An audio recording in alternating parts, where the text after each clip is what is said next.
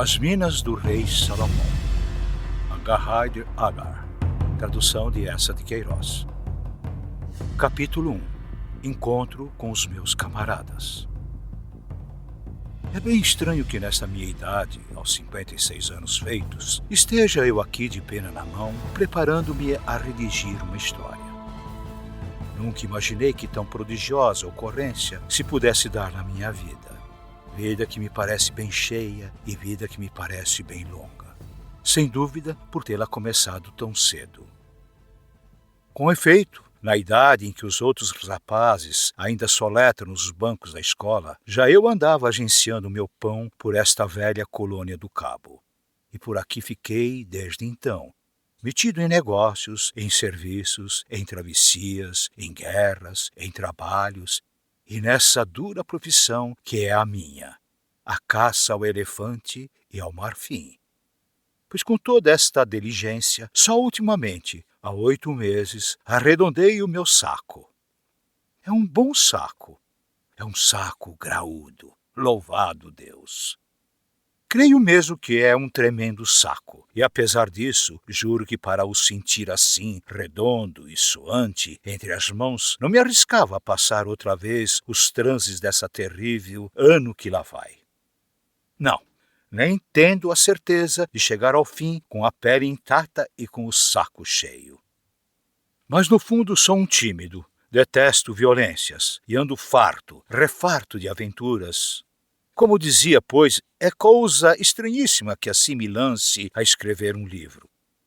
Não está nada no meu feitio ser homem de prosa e de letras, e ainda que, como outro qualquer, aprecio as belezas da Santa Bíblia e gozo com a história do rei Arthur e da sua távola redonda. No entanto, tenho razões e razões consideráveis para tomar a pena com esta mão inábil que há quase 50 anos maneja a carabina. Em primeiro lugar, os meus companheiros, o barão Curtis e o digno capitão da Armada Real, John Goody, a quem chamo por hábito o Capitão John, pediram-me para relatar e publicar a nossa jornada ao reino das Cacuanas. Em segundo lugar, estou aqui em Durban, estirado numa cadeira, inutilizado por umas semanas com os meus achaques na perna. Desde que aquele infernal leão me traçou a coxa de lado a lado, fiquei sujeito a estas crises, todos os anos, ordinariamente pelos fins de outono. Foi em fins de outono que apanhei a trincadela. É duro que depois de um homem matar, no decurso de sua honrada carreira, 45 leões, seja justamente o último, o 46º, que o file e use dele como de tabaco que se masca. É duro, quebra a rotina, é estimável rotina. E para mim, pessoa de ordem, qualquer surpresa me sabe pior do que fel. Em terceiro lugar, além de encher os meus ossos, componho essa história para meu filho Henrique, que está em Londres, interno no Hospital de São Bartolomeu, estudando medicina. É uma maneira de lhe mandar uma longuíssima carta que o entretenha e que o prenda. Serviço de doentes numa enfermaria abafada e lôbrega deve pesar intoleravelmente. Mesmo retalhar cadáveres termina por ser uma rotina rica em monotonia e tédio. E assim, essa história, onde tudo há, menos tédio, vai por uns dias levar ao meu rapaz uma saudável e alegre sensação de aventuras, de viagens, de força e de vida livre. E, enfim, como última razão, escrevo esta crônica por ser, sem dúvida, a mais extraordinária que conheço na realidade ou na fábula. Digo extraordinária mesmo para os leitores profissionais de romances, apesar de nela não haver mulheres, além da pobre Fulata. Há gagula, sim, mas este monstro tinha 100 anos, pouco forma humana e não sensibiliza. Em todas estas tantas páginas, realmente não passa uma saia. E todavia, assim escasso como é nas graças do feminino, não creio que exista um caso mais raro e mais cativante. A única vez que tive de fazer publicamente uma narração foi diante dos magistrados, no Natal, quando depus como testemunha sobre a morte dos nossos serviçais Kiva e Venvogel. Por essa ocasião comecei assim, muito dignamente, com a aprovação de todos, com louvores do periódico de Durban. Eu, Alain Quartelmar, residente em Durban, no Natal, gentleman, declaro e juro que... Não me parece, porém, que seja esta a adequada maneira de principiar um livro. Além disso, posso eu afirmar em tipo de imprensa que sou um gentleman. O que é um gentleman? O que é ser gentleman? Conheço aqui cafres nus que o são, e conheço cavalheiros chegados de Inglaterra com grandiosas malas e anéis de armas nos dedos que o não são. Eu, pelo menos, nasci gentleman, apesar de me ter envolvido depois num pobre e simples caçador de elefantes. Ora, se nessa carreira e nos casos que ela me trouxe, permaneci sempre gentleman, não me compete a mim avaliar. Deus sabe que, com valente esforço, procurei conservar-me gentleman como nascera. Tenho morto, é certo, muito homem, mas estas duas mãos, bem haja a minha fortuna, estão puras de sangue inútil. Matei para que me não matassem. O Senhor deu-nos as nossas vidas com os sagrados depósitos que lhe pertencem e que devemos defender. Guiei-me sempre por este princípio e conto que o bom Deus um dia me dirá lá em cima: fizeste bem, Quartelmar. Este mundo, meus amigos, é áspero de atravessar, e os destinos violentos impõem-se por vezes como uma lógica inexorável. Aqui estou eu, homem ordeiro, tímido, bonacheirão, que constantemente, desde criança, me acho envolvido em carnificinas. Felizmente nunca roubei. Uma ocasião, é verdade, abalei com 4 vacas que pertenciam a um cafre. Mas o cafre tinha-me rapinado sordidamente. E desde então, essas 4 vacas trago sempre na consciência. Só 4 vacas, pois tem me pesado mais que uma manada de gado. Foi há 18 meses, pouco mais ou menos, que encontrei os 2 homens que deviam ser meus companheiros nesta aventura singular à terra dos Cacuanas. Nesse outono, eu andara numa grande batida aos elefantes para lá do distrito de Bamanguato. Tudo nessa expedição me correu mal e, por fim, apanhei as febres. Mal me pude ter nas pernas. Larguei para as minas de diamantes, as diamanteiras. Vendi o marfim que trazia, passei o carrão e o gado, debandei os caçadores e tomei a diligência para o cabo. Ao fim de uma semana, no cabo, descobri que o hotel me roubava infamemente. Além disso, já vira todas as curiosidades, desde o novo jardim botânico, que há de certamente conferir grandes benefícios à cidade, até ao novo palácio do parlamento, que tenho a certeza não há de conferir benefícios nenhuns. De sorte que decidi voltar para o Natal pelo Dunkeld, pequeno vapor costeiro que estava nas docas à espera do paquete de Inglaterra, o Edinburgh Castle. Tomei passagem e fui para bordo. Nesta tarde chegou o Edinburgh Castle. Os passageiros que trazia para o Natal transbordaram para Dunkeld e levantamos ferro ao pôr do sol. Entre os passageiros de Inglaterra, que mudaram para o Dunkeld, havia 2 que me despertaram logo certo interesse. Um deles, um homenzarrão de perto de 35 anos, tinha os ombros mais cheios e os braços mais musculosos que eu até aí encontrara, mesmo em estátuas. Além disso, cabelos ondeados e cor de ouro, barbas ondeadas e cor de ouro, feições aquilinas e de corte altivo, olhos pardos, cheios de firmeza e de honestidade. Varão esplêndido que me fez pensar nos antigos dinamarqueses. Para dizer a verdade, dinamarqueses só conheci um, moderno, horrivelmente moderno, que me estafou 10 libras. Mas lembro-me de ter admirado um quadro, os antigos dinamarqueses, em que havia homens assim, de grandes barbas amarelas e olhos claros, bebendo num bosque de carvalhos por grandes cornos que empinavam a boca. Este cavalheiro, vim a saber depois, Era um inglês, um fidalgo, um baronete. Chamava-se Curtis, o Barão Curtis. E o que me feriu mais foi ele parecer-se extremamente com alguém que eu encontrara no interior, para além de Mamanguato. Quem? Não me podia lembrar.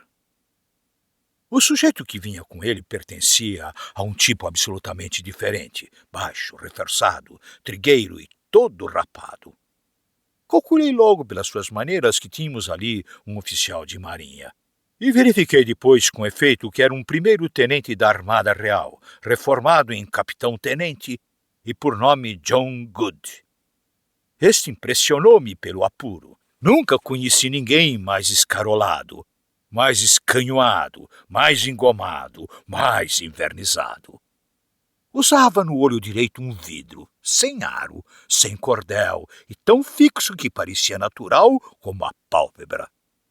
Nem um só momento o surpreendi sem aquele vidro, e cheguei mesmo a pensar que dormia com ele cravado na órbita. Só muito tarde descobri que à noite o metia no bolso das calças, no mesmo bolso em que guardava a dentadura postiça, a mais bela, a mais perfeita dentadura que me recordo de ter contemplado, mesmo em anúncios de dentistas. E o capitão destas possuía duas. Apenas nos fizemos ao largo, começou o mau tempo. Brisa forte, névoa úmida e fria. Depois cada solavanco, o dunkel de barco de fundo chato, não levava a carga, que não se podia arriscar uma passada confortável na tolda. De sorte que me recolhi para junto da máquina, onde fazia um calorzinho sereno, e ali fiquei olhando para o pêndulo que marcava com desvios largos o ângulo do balanço do Dunkeld. Pêndulo errado! Rosnou de repente uma voz ao meu lado na sombra da noite que caía. Olhei. Era o oficial da marinha. Errado, hein? Acha? Acho o quê? Se o vapor se inclinasse quanto marca o pêndulo, não se tornava mais a levantar? Aqui está o que eu acho. Mas é sempre assim, com estes capitães de marinha mercante. Felizmente, nesse instante, tocou a sineta do jantar, com imenso alívio meu, porque se há, sob a cúpula dos céus, uma coisa temerosa, é a loquacidade de um oficial da marinha de guerra, desabafando sobre a inépcia dos oficiais da marinha mercante. Pior do que esta coisa temerosa, só a coisa inversa. O capitão John e eu descemos juntos para o salão.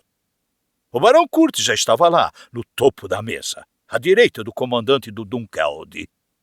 John acomodou-se ao lado do seu companheiro. Eu de frente, onde havia 2 talheres desocupados. Logo depois da sopa, o comandante, com a lamentável mania dos homens de mar, começou a falar de caça. Primeiramente, de caça miúda, de condores e de abutres. Depois, passou a elefantes. Ah, comandante! Exclamou ao lado um patrício meu de Durban. Para elefantes temos presente uma grande autoridade. Se há homem na África que entenda de elefantes, é aqui o nosso companheiro e amigo Alão Quartelmar. Por acaso, nesse momento, eu pousar os olhos no barão Curtis e notei que o meu nome, assim empregoado com a minha profissão, lhe causara emoção e surpresa. João cravou também em mim o seu vidro com uma curiosidade que faiscava. Por fim, o barão inclinou-se e, através da mesa, e numa voz grave e funda, bem própria do robusto peito de onde saía: Peço perdão, mas é porventura o Sr. Alão Quartelmar que me estou agora dirigindo? A ele próprio.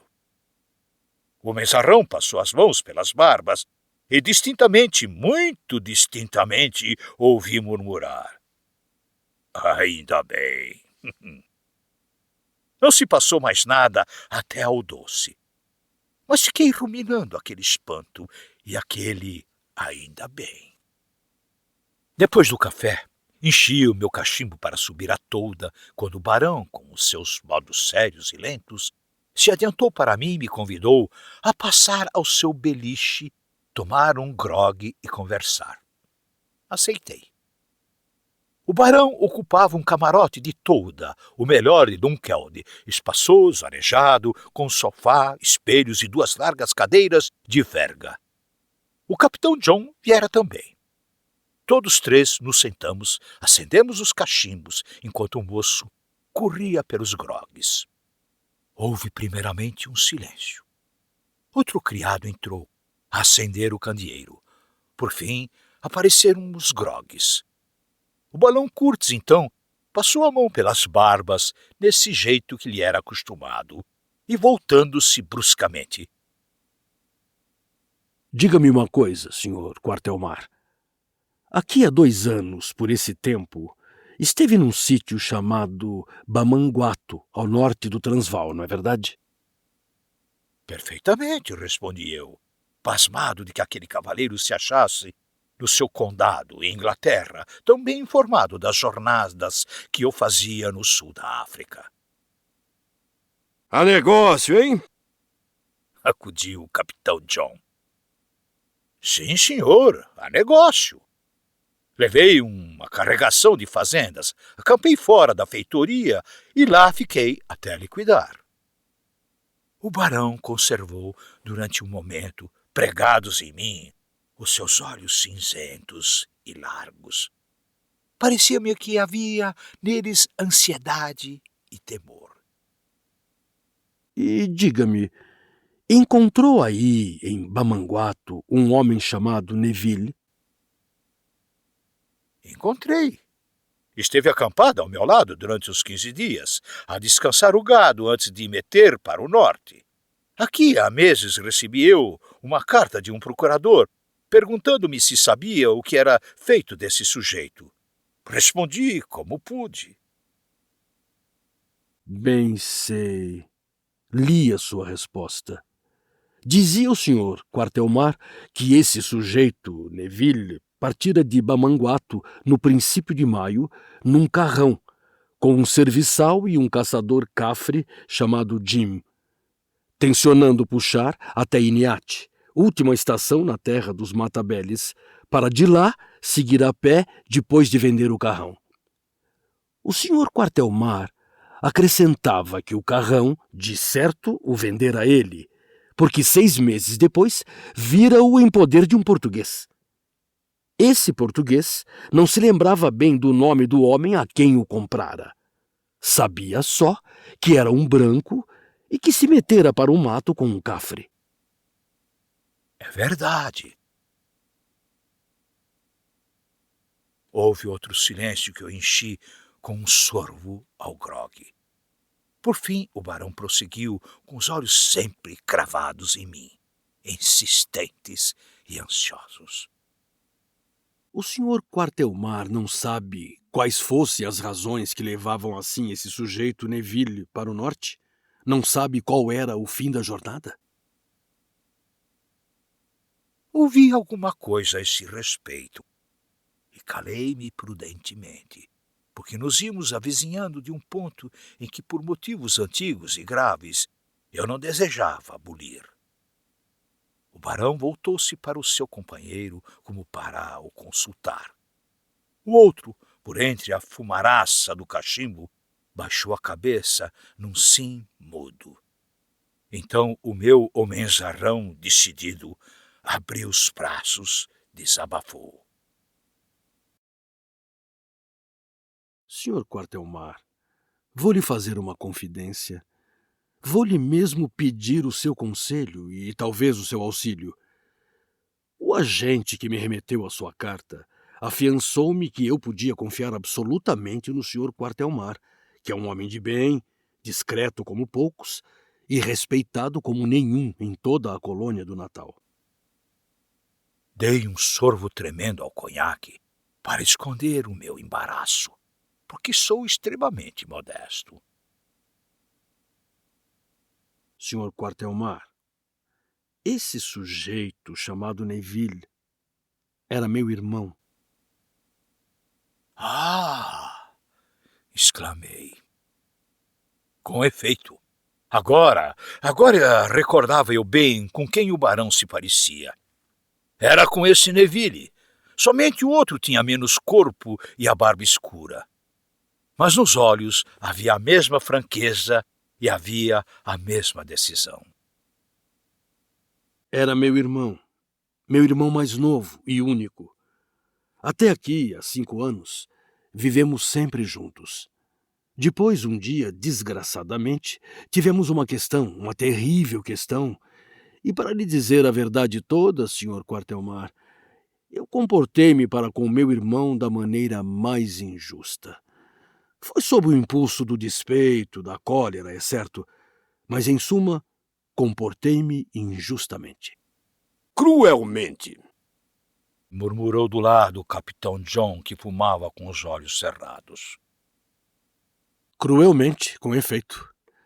Como o Sr. Quartelmar sabe, em Inglaterra, quando um homem morre sem testamento e não tem senão bens de raiz, tudo passa para o filho mais velho. Ora, sucedeu que meu pai morreu exatamente quando meu irmão Jorge e eu estávamos assim, de mal. Herdei tudo. E meu irmão, que não tinha profissão nem habilitações, ficou sem real. O meu dever, está claro, era criar-lhe uma situação independente. É o que todos os dias se faz em Inglaterra, nesses casos. Mas, por esse tempo, a nossa questão estava em carne viva. Eu não lhe ofereci nada. Ele também, orgulhoso, sobretudo brioso, nada pediu. Assim ficamos, de longe. Eu rico e ele pobre. Peço perdão de o fatigar com esses detalhes, Sr. Quartelmar, mas preciso pôr as coisas bem claras. Não é verdade, John? Escrupulosamente claras. De resto, o nosso amigo Quartelmar guarda para si esta história. Pudera, exclamei. Pois bem, meu irmão possuía de seu, nessa época, umas 200 ou 300 libras. Um belo dia, agarra nessa miséria, toma o norte de Neville e abala para a África a tentar fortuna. Eu só soube mais tarde, meses depois dele ter embarcado. Passaram 3 anos. Notícias dele? Nenhumas. Comecei a andar inquieto. Escrevi-lhe. Naturalmente, as minhas cartas não lhe chegaram. E eu, cada dia mais aflito. Para o Sr. Quartelmar compreender tudo bem, deve saber que, desde pequeno, desde o berço, meu irmão foi a forte e grande afeição de minha vida. E, por outro lado, a nossa questão, assim amarga e áspera, por sermos ambos muito novos e muito exaltados, nasceu de quê? De uma mulher, cujo nome já quase me esqueceu. E meu pobre irmão, coitado, se ainda é vivo, não se lembrará mais do que eu. Ora, aqui tem. E já por isto o Sr. Quartelmar compreende. Perfeitamente. Perfeitamente. Pois bem, descobrir meu irmão passou a ser a minha ideia constante, dia e noite. Mandei fazer aqui, no Cabo, toda a sorte de pesquisas. Um dos resultados, o mais importante, foi a sua carta, Sr. Quartelmar. Importante porque me dava certeza que meses antes meu irmão estava na África. E vivo. Desde esse momento, decidi vir eu mesmo, pessoalmente, continuar as pesquisas. Agentes, por mais dedicados, mais bem pagos, não têm o interesse de coração. É com o coração, justamente, que eu conto, com a perspicácia, a inspiração especial que ele às vezes possui. De resto, sempre tencionei visitar as nossas colônias da África. E aqui tem o Sr. Quartelmar a minha história. O mais extraordinário é que o tivéssemos encontrado logo, assim, a pessoa justamente que viu meu irmão vivo, a pessoa justamente a quem eu me ia dirigir apenas chegasse ao Natal. Quer que lhe diga? Acho bom agouro. Em todo caso, aqui estou, pronto para tudo, com o meu velho amigo, o capitão John, companheiro fiel de muitos anos, que teve a dedicação de me acompanhar. O outro encolheu os ombros, sorrindo com a sua esplêndida dentadura. Não havia neste momento nada interessante a fazer na velha Europa. Gasta, insipidíssima a velha Europa. Depois, reenchendo o cachimbo, acrescentou muito sério. E agora que o nosso amigo Quartelmar conhece os motivos que nos trazem à África e o interesse que nos prende a esse homem chamado Neville, espero da sua lealdade que não terá dúvida em nos dizer tudo o que sabe ou tudo o que ouviu a respeito dele, hein? Impressionado, respondi. Não tenho dúvida, por ser questão de sentimento.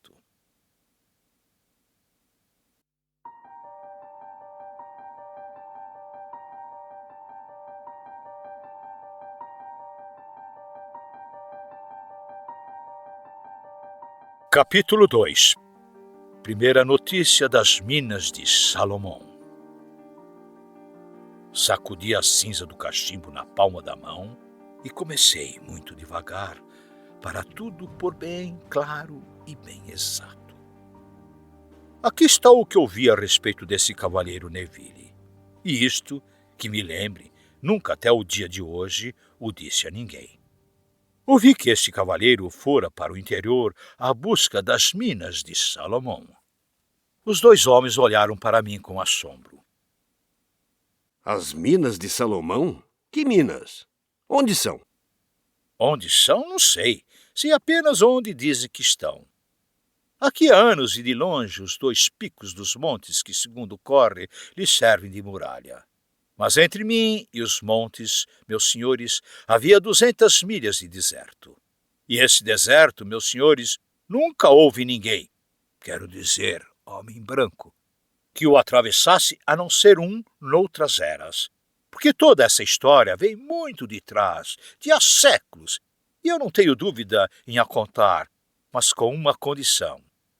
É que os cavaleiros não hão de transmitir sem minha autorização. Tenho por isso razões, e fortes. Estão os cavaleiros de acordo? Com certeza. Narrei então longamente tudo o que sabia, história ou fábula, sobre as minas de Salomão. Foi há 30 anos que pela primeira vez ouvi falar destas minas a um caçador de elefantes, um homem muito sério, muito indagador, que recolhera assim nas suas jornadas através da África, tradições e lendas singularmente curiosas. Tinha-me eu encontrado com ele na terra dos Matabeles, numa das minhas primeiras expedições ao interior, à busca do elefante e do marfim. Chamava-se Evans. Era um dos melhores caçadores da África. Foi estupidamente morto por um búfalo. Está enterrado junto às quedas do Zambeze.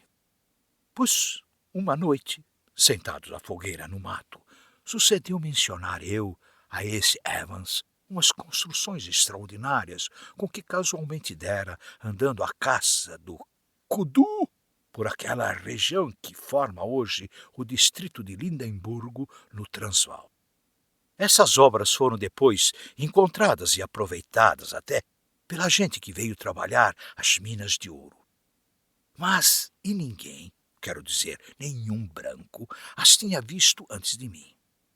Era uma estrada enorme, magnífica, cortada na rocha viva, levando a uma galeria sem fim, metida pela terra dentro, toda de tijolo e com grandes pedregulhos de minério de ouro empilhados à entrada. Obra extraordinária. E a raça que a fizera desaparecera, sem deixar um nome nem outro vestígio de si, além daquela galeria que revelava um grande saber, uma grande indústria e uma grande força. Curioso, murmurou Evans, mas conheço melhor. E contou-me então que no interior, muito no interior, descobrira ele uma cidade antiquíssima, toda em ruínas, que tinha a certeza de ser Ofir, a famosa Ofir da Bíblia. Lembro-me bem a impressão e o assombro com que eu escutei a história dessa cidade fenícia perdida no sertão da África. com seus restos de palácios, de piscinas, de templos, de colunas derrocadas. Mas depois Evans ficara calado, cismando. De repente diz: Tu já ouviste falar das serras de Suliman, umas grandes serras que ficam para além do território de Machu Columbi, a noroeste? Não, nunca ouvi. Pois bem, meu rapaz, aí é que Salomão verdadeiramente tinha as suas minas de diamantes. Como se sabe? Como se sabe? Tem graça. Sabe-se perfeitamente. O que é Suliman, senão uma corrupção de Salomão? O nome das serras realmente sempre foi Serras de Salomão. Além disso, uma feiticeira do distrito de Manica, uma velha de mais de 100 anos, contou-me tudo. Isto é, contou-me que para lá das serras vive um povo que é da raça dos Zulus e fala um dialeto Zulu, mas como força e corpulência e coragem, vale mais que os Zulus, pois nesse povo há videntes, grandes feiticeiros, que de geração em geração têm trazido o segredo de uma mina prodigiosa, que foi de um rei branco muito antigo e que ainda hoje está cheia de pedras brancas que reluzem. De sorte que não há dúvida nenhuma. Para mim havia toda a dúvida. As ruínas de Ofir interessavam-me como da nossa crença e da Bíblia. Mas das minas de pedras brancas que reluzem, conhecidas em segredo por feiticeiros zulus, teriam certamente rido se não fora o respeito devido a um caçador tão digno como Evans. De madrugada, Evans partiu a acabar tristemente nas pontas de um búfalo.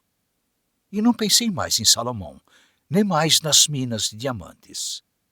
Aqui, há 20 anos, porém, num encontro muito singular que tive, no distrito de Manica, de novo ouvi falar das minas de Salomão, e de um modo que para sempre me devia impressionar. Era um sítio chamado Haringa de Sitanda. Não há pior em toda a África. Fruta nenhuma, caça nenhuma, tudo seco, tudo triste. E os pretos veem os ossos de um frango por fazenda que vale uma vaca. Apanhei lá um ataque de febre. Estava fraquíssimo, enfastiadíssimo, quando me pareceu um dia um português, de Lourenço Marques, acompanhado por um serviçal mestiço. Entre os portugueses de Lourenço Marques, há sofrível e há péssimo, mas este era dos melhores que eu vira. Um homem muito alto e muito magro, de belos olhos negros, os bigodes agrisalhos, todos retorcidos, e umas maneiras graves que me fizeram pensar nos velhos fidalgos portugueses que aqui vieram há séculos e de que tanto se lê nas histórias.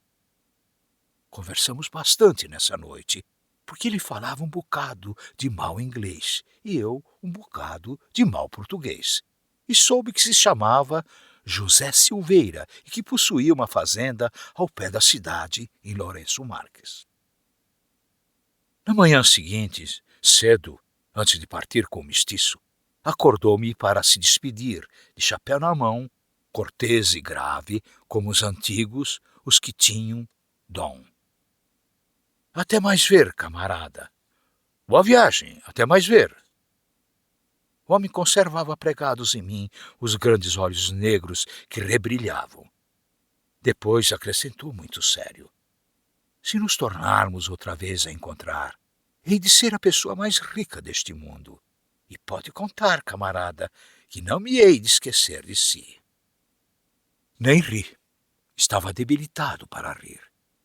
Fiquei estirado na manta, olhando para o estranho homem, que a grandes passadas, com a cabeça alta e cheia de esperança, se metia pelo mato dentro. Passou uma semana e melhorei da febre. Uma tarde, achava-me sentado no chão, defronte da barraca, rilhando a última perna de um desses frangos que os pretos me vendiam por chita do valor de uma vaca e pasmando para o enorme disco do Gol que descia ao fundo do deserto, quando de repente avistei, escura, sobre a vermelhidão do poente, numa elevação do terreno, a figura de um homem que era certamente europeu, porque trazia um casacão comprido. No momento mesmo em que eu dera com os olhos nele, o homem oscila, cai de bruços e começa a arrastar-se pelo chão, lentamente. Com um esforço desesperado, ainda se ergueu e tentou pelo cômero abaixo alguns passos que cambaleavam. Por fim, tombou de novo e ficou estirado, como morto, contra um tufo de tojo alto. Gritei a um dos meus caçadores que acudisse, e quando ele voltou, amparando o homem nos braços, quem hei de eu ver? O José Silveira. José Silveira, o antes, o seu miserável esqueleto, com todos os ossos rompendo para fora da pele, mais seca que pergaminho e amarelo como gema de ovos. Os olhos saltavam-lhe da cara à maneira de 2 bugalhos de sangue, e o cabelo que eu lhe vira grisalho vinha branco, todo branco, como uma bela estriga de linho. Água, gemeu ele, água pelas 5 chagas de Cristo. O infeliz tinha os beiços horrivelmente estalados, e entre eles a língua pendia-lhe toda inchada e toda negra. Dei-lhe água com leite, e que bebeu talvez 2 quartilhos, a grandes sorvos e sem parar. Foi necessário arrancar-lhe a vasilha. Depois caiu de costas, rompeu a delirar. Ora gemia, ora gritava, e era sempre sobre as serras de Suliman, os diamantes e o deserto. Levei-o para dentro da tenda, e com o pouco que tinha, fiz o pouco que podia. O homem estava perdido. Rente da meia-noite sossegou. Eu, esfalfado, adormeci. Acordei de madrugada. E ao primeiro alvor da luz, dou com ele, forma sinistra, de joelhos, à porta da barraca, de olhos cravados para o longe, para o deserto. Nesse instante, um raio de sol que nascia frechou através do vasto descampado e foi bater ao fundo, a 100 milhas de nós, o pico mais alto das serras de Suliman. O homem soltou um grito, atirou desesperadamente para adiante dos 2 braços de esqueleto. Lá estão elas, santo Deus, lá estão elas. E dizer que não pude chegar lá, parecem tão perto, logo ali, uns passos mais. E agora, acabou-se. Estou perdido. Ninguém mais pode lá ir. De repente, emudeceu. Depois virou para mim muito devagar, face lívida, e como esgazeada por uma ideia brusca. Oh, camarada, onde está você? Já não o distingo. Vai-me a fugir à vista. Estou aqui, sossegue, homem. Tenho tempo para sossegar. Tenho toda a eternidade. Escute, estou a morrer. Você tem sido bom comigo, camarada. E para que havia eu de levar o segredo para debaixo da terra? Ao menos alguém se aproveita. Talvez você lá possa chegar, se conseguir atravessar esse deserto que matou meu pobre criado, que me está a matar, a mim. Comecei então a procurar tremulamente dentro do peito da camisa. Tirou por fim uma espécie de bolsa de tabaco, já velha, apertada com uma correia. Estava tão fraco que as suas pobres mãos nem puderam desfazer o nó. Fez-me um gesto exausto, para que eu o desatasse. Dentro havia um farrapo de linho amarelado, com linhas escritas num tom antiquíssimo, de cor de ferrugem. E dentro do farrapo estava um papel dobrado. O papel, murmurou ele numa voz que se extinguia, é a cópia do que está escrito no trapo. Levou-me anos a decifrar, a entender. Foi um antepassado meu, um dos primeiros portugueses que vieram a Lourenço Marques, que escreveu isto, quando estava para morrer acolá naquelas serras. Chamava-se D. José da Silveira, e já lá vão 300 anos. Um escravo guia com ele, que ficara a esperar, do lado de cá do monte, vendo que o amo não voltava, procurou-o. Foi dar com ele morto e trouxe para Lourenço Marques o bocado de linho que tinha letras. Desde então ficou guardado na nossa família. Há 300 anos, e ninguém pensou em o decifrar até que eu me meti nisso. Custou-me a vida, mas talvez outro consiga. Talvez outro chegue lá, às malditas serras. Será então o homem mais rico deste mundo? O mais rico? O mais rico? Tente você, camarada. Não deu papel a ninguém. Vá você. As últimas palavras saíram como um débil sopro. Caiu de costas, recomeçou a delirar. Daí uma hora, tudo acabou. Deus tem a sua alma em descanso. Morreu serenamente, sem esforço e sem dor. Por minhas mãos o enterrei, bem fundo na terra, com fortes pedregulhos por cima do peito. Ao menos assim, não darão com ele os chacais. Foi ao pé da cova, onde o desgraçado jazia, que examinei o documento. Era, como disse, um farrapo de linho, rasgado de uma fralda de camisa e do tamanho de um palmo. No topo tinha os traços de um mapa ou de um roteiro rapidamente e toscamente lançados. Era pouco mais ou menos isto. Por baixo vinham linhas escritas numa letra muito antiga e cor de ferrugem. Para mim eram ininteligíveis, mas o papel continha a decifração e dizia assim: Estou morrendo de fome numa cova de banda norte de um desses montes a que dei o nome de Seios de Sabá, no qual fica mais a sul. Sou Dom José da Silveira e escrevo isto no ano de 1590 com um pedaço de osso num farrapo de camisa, tendo por tinta o meu sangue. Se o meu escravo aqui voltar, reparar nesse escrito e o levar para Lourenço Marques, que o meu amigo, aqui um nome ilegível, logo pela primeira nau que passar para o reino, mande estas coisas ao conhecimento del rei, para que ele remeta uma armada a Lourenço Marques, com um troço de gente que, se conseguir atravessar o deserto, vencer as cacuanas, que são valentes, e desfazer os seus feitiços, deve vir muitos missionários. Tornarão Sua Alteza o mais rico rei da cristandade. Com meus próprios olhos, vi os diamantes sem conta amontoados num subterrâneo que era o depósito dos tesouros de Salomão e que fica por trás de uma figura da morte. Mas por traição de Gagula, a feiticeira dos Cacuanas, nada pude trazer, apenas a vida.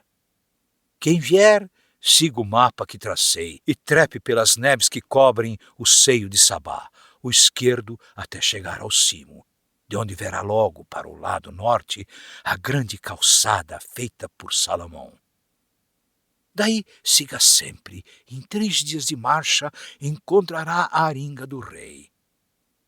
Quem quer que venha, que mate Gagula. Rezem pelo descanso da minha alma. Que el rei, nosso senhor, seja logo avisado. Adeus a todos nesta vida. Tal era o extraordinário documento que textualmente li ao barão Curtis e ao capitão, porque trazia sempre comigo, e ainda trago, uma tradução dele, em inglês, na carteira. Quando acabei, os 2 amigos olhavam para mim, mudos de espanto.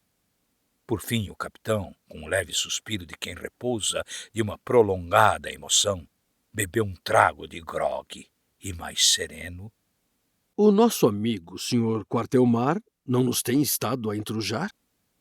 Meti com força o papel na algibeira e, erguendo-me, repliquei secamente: Se os cavaleiros assim pensam, não me resta mais nada senão desejar-lhes muito boas noites. O barão acudiu, posando-me no ombro a sua larga mão. Pelo amor de Deus, Sr. Quartelmar, nem John nem eu duvidamos da sua veracidade. Mas, enfim, tenho ouvido dizer que aqui na colônia É coisa corrente e bem aceita troçar um pouco os que chegam, os novatos da África. E depois, essa história tão extraordinária. Insisti, ainda ofendido. O original escrito pelo velho fidalgo no farrapo de camisa, tenho-o em Durban. Será a primeira coisa que lhes hei de mostrar em chegando. Não há uma palavra. O barão atalhou gravemente. Toda a palavra do Sr. Quartelmar é coisa séria, e como tal a tomamos. Durante um momento ficamos calados. Eu serenei.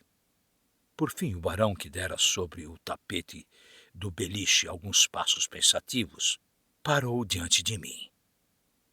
E meu irmão? Confio, soube o Sr. Quartelmar, que meu irmão tentou também essa jornada às minas. Narrei então o que me sucedera com esse sujeito Neville, quando estávamos acampando lado a lado em Babanguato. Eu não o conhecia, nem então começamos relações, apesar de termos o gado junto. Mas conhecia perfeitamente o serviçal que o acompanhava, um chamado Jim.